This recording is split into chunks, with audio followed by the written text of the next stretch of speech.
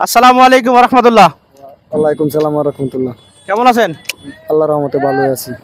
তো আপনি এই ড্রাইভিং করেন কতদিন থেকে? 11 বছর ধরে। হ্যাঁ 11 বছর। আলহামদুলিল্লাহ।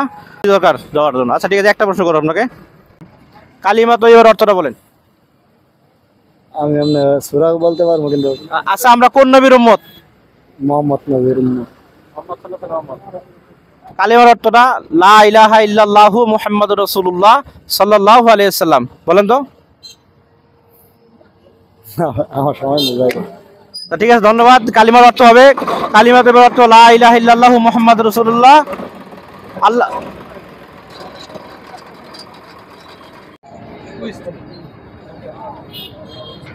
আসসালামু আলাইকুম ওয়া রাহমাতুল্লাহ। ওয়ালাইকুম আসসালাম ওয়া রাহমাতুল্লাহ। কেমন আছেন? আলহামদুলিল্লাহ ভালো আছি। ভালো আছেন? আলহামদুলিল্লাহ ভালো। যাই হোক, আপনাদেরকে অসংখ্য ধন্যবাদ আমাদের কুইজ টিভি বাংলায় অংশগ্রহণ করার জন্য। তো আমাদের পক্ষ থেকে আপনাকে 3টি প্রশ্ন করা হবে, আপনি যদি উত্তর দিতে পারেন আমাদের পক্ষ থেকে সামান্য উপহার থাকবে।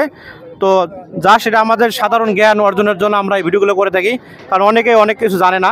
কারণ এই ইসলামিক অনুষ্ঠানগুলো করলে দেখা গেলো যারা অনেক কিছু জানে না ঘরে বসে শিখতে পারলো, এই উদ্দেশ্যে আমরা এই প্ল্যানটা নিয়েছি। তো আমাদের সঙ্গে থাকার জন্য আপনাদেরকে অসংখ্য ধন্যবাদ। তো আপনার জন্য প্রথম প্রশ্ন হবে, কোন সাহাবীকে আল্লাহর তরবারি বলা হতো? কোন সাহাবীকে আল্লাহর তরবারি বলা হতো? হযরত আলী রাদিয়াল্লাহু আনহু। হযরত আলী রাদিয়াল্লাহু আনহু। একটু ভেবে বলুন। তরবারি। কোন সাহাবীকে আল্লাহ তাআলা তরবারি বলা হতো? হযরত আলী রাদিয়াল্লাহু আনহু। তো আপনার জন্য আপনার প্রথম প্রশ্ন সঠিক হয়নি। আপনার জন্য দ্বিতীয় প্রশ্ন। জান্নাতের সবচেয়ে বড় নিয়ামত কি? জান্নাতের সবচেয়ে বড় নিয়ামত কি? জান্নাতের মধ্যে সবচেয়ে বড় নিয়ামত কি হবে? জান্নাতুল ফেরদাউস তো সবচাইতে। কুলু দেব? জান্নাতুল ফেরদাউস সবচাইতে। কুলু দিচ্ছি আমি। জান্নাতুল ফেরদাউস, নবীজির সঙ্গে সাক্ষাৎ, আল্লাহ তাআলার সঙ্গে সাক্ষাৎ করা।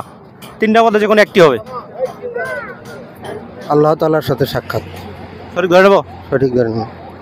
আপনার উত্তরটি সঠিক হয়েছে, আলহামদুলিল্লাহ। নম্বর প্রশ্ন, কোন সূরা পাঠ করলে ঘর থেকে শয়তান পালিয়ে যায়?